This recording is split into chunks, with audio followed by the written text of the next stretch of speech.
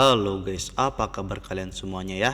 Sekarang udah masuk episode ke-29 ya. Yang baru mampir bisa maraton dulu dari episode pertama biar paham ceritanya. Langsung saja nih nggak pakai lama, enjoy the story. Seminggu telah berlalu, masih di King City. Hari ini merupakan hari yang cerah, sangat pas untuk melakukan eksekusi para penjahat perang. Panggung eksekusi sudah disiapkan selama seminggu. Para penduduk hadir meramaikan proses eksekusi para penjahat perang ini. Selain mantan Raja Timothy, para bangsawan antek-antek gereja juga dieksekusi. Dan juga para pelaku penyebaran wabah yang terjadi di episode sebelumnya. Pada eksekusi kali ini, Roland tidak menyaksikannya. Sudah ada Iron X dan Theo yang mengurus itu. Kali ini Roland ada urusan lain. Tiba-tiba teman lamanya masuk, si Yorko.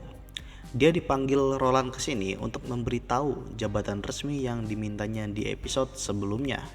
Setelah melalui pertimbangan matang-matang, Yorko diberikan posisi resmi sebagai duta besar kerajaan Grey Castle yang bertugas di kerajaan Dawn.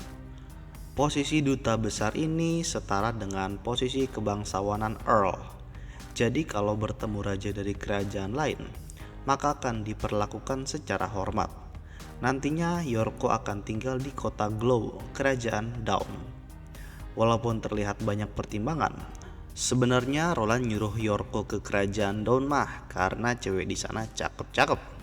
Jadi ya simple ya kan. Yorko dengan senang hati menerimanya. Dan sebelum pergi bertugas, dia akan dilatih terlebih dahulu cara menjadi duta besar yang benar dan berintegritas. Dan untuk urusan Roland lainnya, yaitu dia mau mengunjungi astrolog yang bekerja di King City.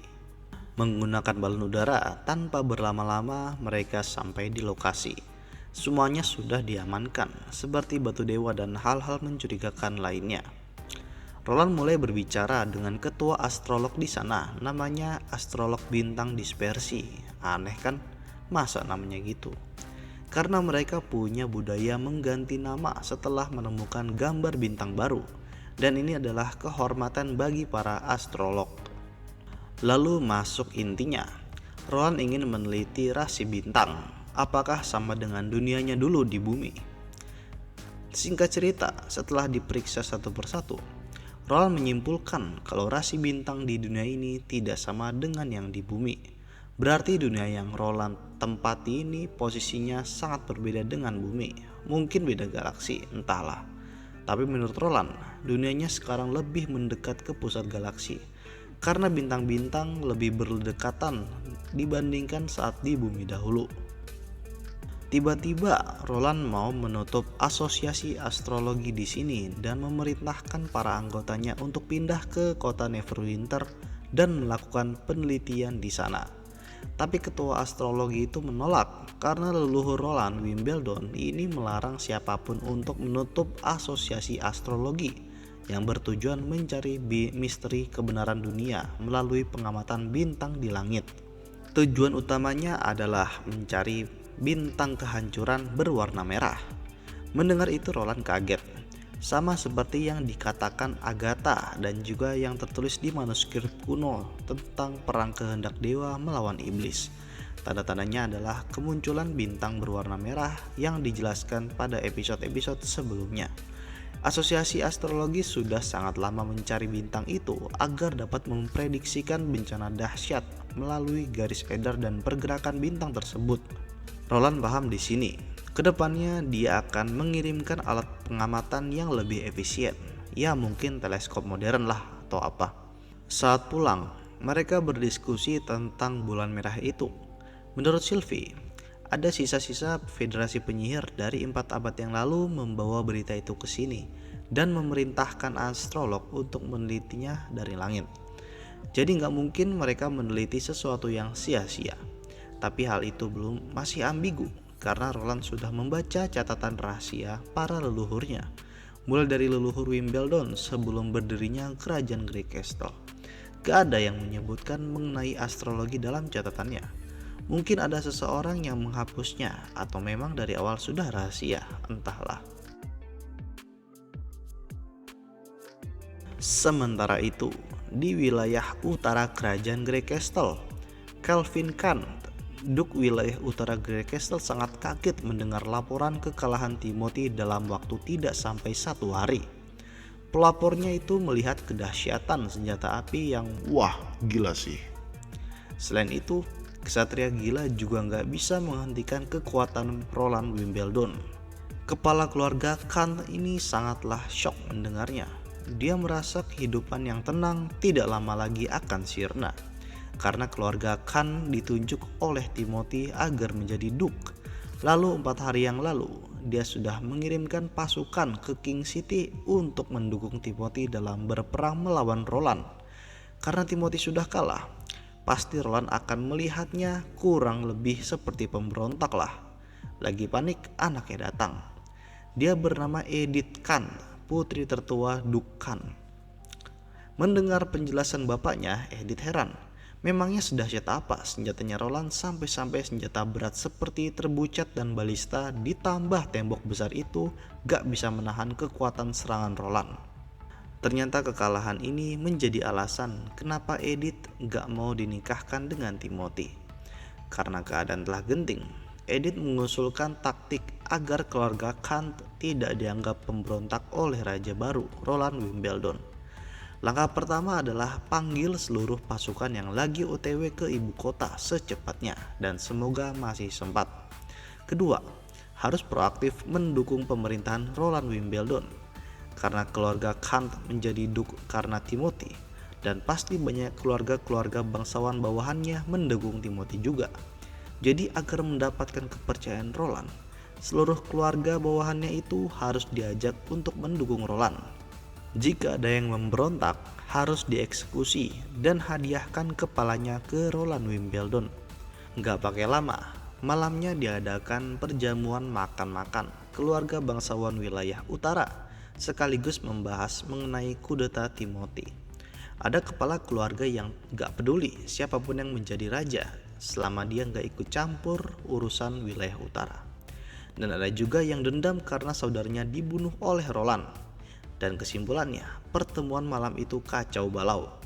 Calvin Kant gak bisa meyakinkan semuanya agar ikut raja baru. Ada yang gak peduli mau keluar sambil mengejek Edith.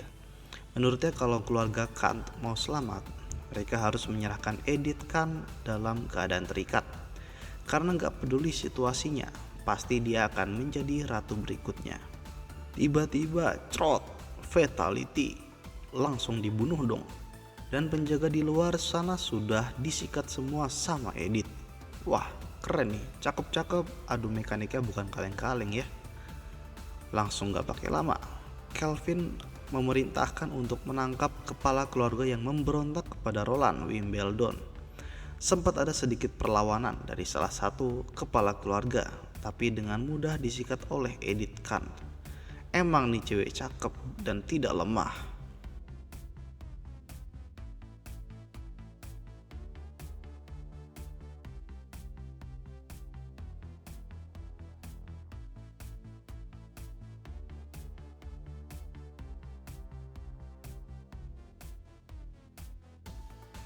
Setelah pengeksekusian 2 Earl, yaitu Earl Lista dan Earl Horsehouse, selepas pertarungan, Edith akan pergi ke ibu kota sebagai utusan untuk menyerahkan kedua kepala mayat itu sebagai tanda kesetiaan kepada Roland Wimbledon.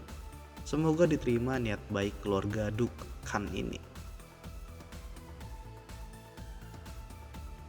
Kembali ke King City, Baroff dan Kyle disuruh datang ke sana.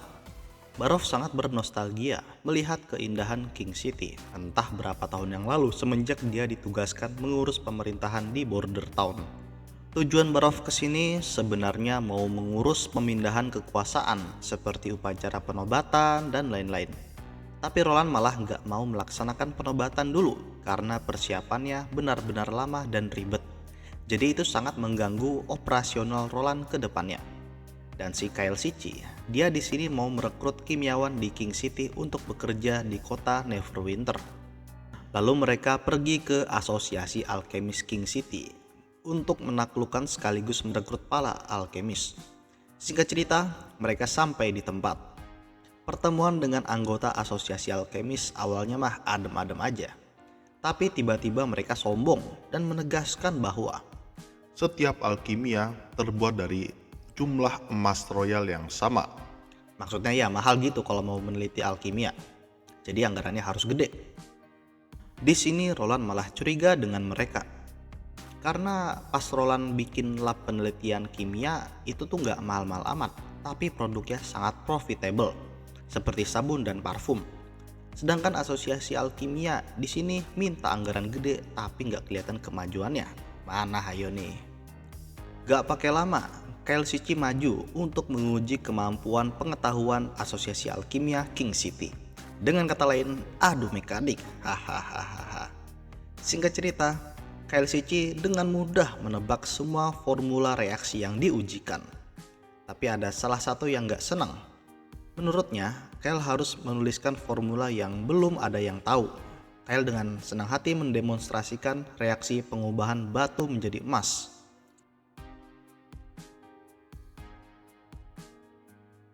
Setelah berhasil didemonstrasikan dan dibuktikan, semuanya diam 1000 bahasa. Dan ada salah satu alkimia teringat dengan sosok Kyle Sici ini. Kyle Sici adalah seorang alkimia yang mau melamar masuk asosiasi alkimia King City beberapa tahun yang lalu, tapi ditolak olehnya. Sekarang sudah jelas ada tembok yang membatasi kemampuan antara mereka berdua. Hasilnya, misi perekrutan alkimia berhasil dilakukan. Ada lebih dari 320 orang kimiawan berhasil direkrut, terdiri dari alkemis, murid, dan orang magang. Setelah semua urusan di King City selesai, Roland bergegas pulang ke Neverwinter mengingat ada rombongan penyihir Sleeping Island yang OTW datang. Di antaranya adalah Lotus dan Honey, dan ada beberapa penyihir baru lainnya. Sementara itu, di tengah lautan, di kapal yang ditumpangi rombongan penyihir Sleeping Island, selain Honey dan Lotus, ada Breeze dan 2 orang lagi yaitu Ivy dan Soft Hitters. Mereka berdua terlihat gak akrab dengan Lotus dan kawan-kawan karena mereka sebenarnya berasal dari asosiasi Bloodfang. Sekilas info, asosiasi Bloodfang itu adalah salah satu organisasi penyihir yang ada di Sleeping Island. Berbeda dengan Sleeping Spell yang dipimpin oleh Tilly Wimbledon, asosiasi Bloodfang dipimpin oleh Heidi Morgan. Dan yang membedakannya lagi, asosiasi Bloodfang ini berisikan para penyihir petarung. Penyihir-penyihir yang kekuatannya dikhususkan untuk pertarungan akan diterima di asosiasi Bloodfang. Jadi penyihir-penyihirnya ya rata-rata kuat.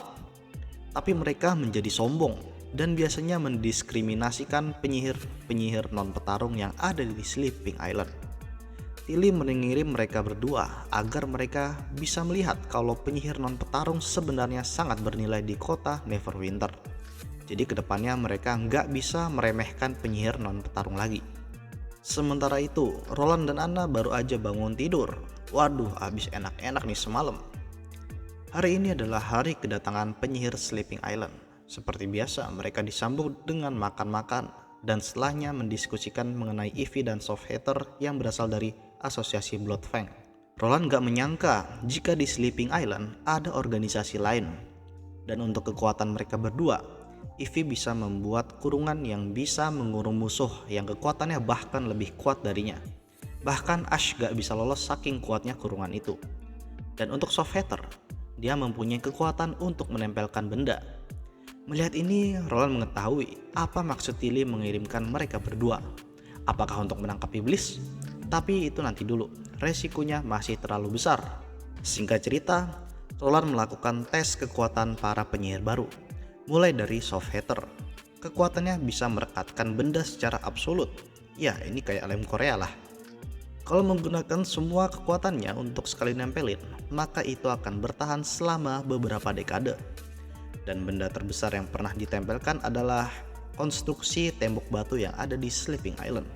Dia bekerja sama dengan Lotus untuk membuat Sleeping Island tidak bocor dari air laut. Sekarang Breeze dites kekuatannya. Mantap nih. Dia punya kemampuan kayak roomnya si Lau, bisa mengendalikan orang tapi radiusnya cuma 5 meter dan limitnya 10 kali dalam sehari. Lalu terakhir Ivy, dia bisa mengurung makhluk hidup, batasnya 2 makhluk hidup di saat yang bersamaan. Gak pakai lama, dia menantang si Maggie untuk jadi alat uji cobanya. Mengingat Maggie ini sudah bisa menjadi monster yang pastinya tenaganya bukan kaleng-kaleng. Percobaan dimulai. Maggie yang berubah menjadi monster gak berkutik melawan kurungan Ivy. Tapi cukup sampai di situ. Roland memerintahkannya untuk berhenti. Tapi Ivy malah lebih memperkuat kurungannya. Wah, ini mau belagu di depan Roland nih.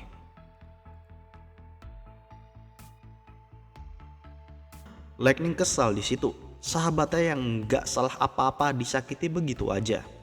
Mau melawan tapi malah dikurung dan dilempar. Roland yang udah marah langsung menamparnya. Plak! Dan menanyakan maksudnya apa. Ivy menjelaskan kalau dia hanya mau menguji kemampuan penyihir yang sudah berevolusi. Apakah kuat atau lemah? Tapi sepertinya masihlah lemah. Sangat berbeda dengan kekuatan absolut penyihir petarung. Roland heran. Sekacau apakah tempat tinggalnya Ivy ini sampai dia merasa wajar untuk menyakiti temannya hanya untuk mengetes kemampuan. Ivy disuruh minta maaf kepada Maggie, tapi menolak. Karena menurutnya perbuatannya itu bukanlah kesalahan. Roland menasihatinya menyalahi pemikirannya mengenai hanya penyihir tempur yang dapat melindungi penyihir non-tempur. Masih ngeyel, Roland menantang Ivy melawan Maggie dan menjamin bahwa Maggie lah yang akan menang. Di kamarnya, mereka berdua heran karena menurut pemimpin mereka, Heidi Morgan, penyihir petarung akan lebih dihargai dibandingkan penyihir lainnya. Tapi melihat sikap Roland di sini yang menyamaratakan semua penyihir, dan melihat Maggie yang sebelumnya di Sleeping Island pindah ke sini, lalu bersenang-senang membuatnya sangat geram. Menurutnya, Maggie adalah hewan peliharaan Sleeping Island yang bisa dibuang kapan saja. Selain itu, meninggalkan Sleeping Island dan bergabung dengan penyihir di sini merupakan pengkhianatan. Ivy akan memberi Maggie pelajaran dalam pertarungan di esok hari. Selain itu, Ivy juga harus memberi faham kepada Roland bahwa penyihir non-petarung tidak akan bisa menang melawan penyihir petarung. Sementara itu, sebelum pertarungan esok hari, Maggie disemangati agar tidak gentar dalam menghadapi Ivy. Dan juga pertempuran besok bukanlah urusan balas dendam pribadi, melainkan untuk mematahkan diskriminasi atas penyihir non-petarung dan membuat Ivy bertobat. Keesokan harinya, mereka berdua bertarung. Pertarungan dimulai. Walaupun Ivy kuat pada awalnya, namun skill menghindar Maggie bukan kaleng-kaleng.